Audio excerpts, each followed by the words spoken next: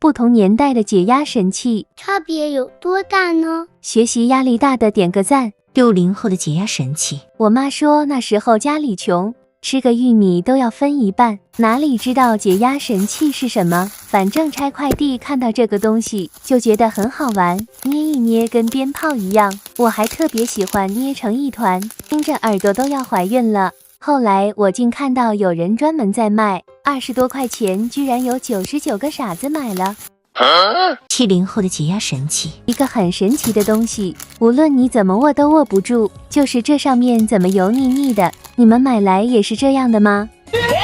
咦，是谁告诉我握不住的？看我怎么甩都不会掉，难道我又被骗了吗？但又好像有点感觉了，这是越玩越气吧？80后的解压神器，忘了有多久没玩这个了，毕竟曾经火遍大江南北的，熟悉的声音，熟悉的手感，这个眼睛比较好看，给你们展示一下，爱的魔力吸一吸，哈哈哈，好好玩啊！别看它很普通，可是能吃一整颗磁铁下去呢，像一只小怪物，不开心就拿它来拉一拉。QQ 蛋蛋能拉丝。90后的解压神器，现在你们看到的是一只不开心的小熊，身上长了2颗痘痘，今天的任务就是处理好挤痘痘，我可是高手，看好了，不要眨眼睛。哇，里面的脏东西出来了，看着就很舒服，剩下的就用手处理，美美的啦。再来处理第2颗，哈哈哈，需要挤痘痘可以找我。